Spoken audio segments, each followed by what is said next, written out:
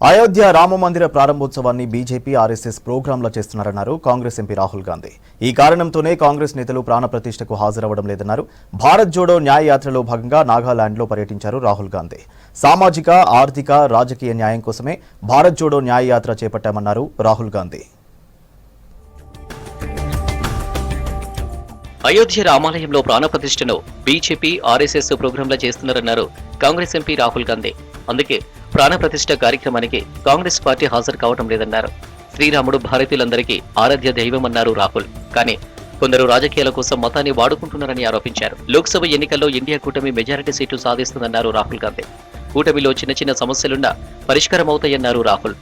The RSS and the BJP have made the 22nd January function a completely political Narendra Modi function. I think that is why the Congress president said that he would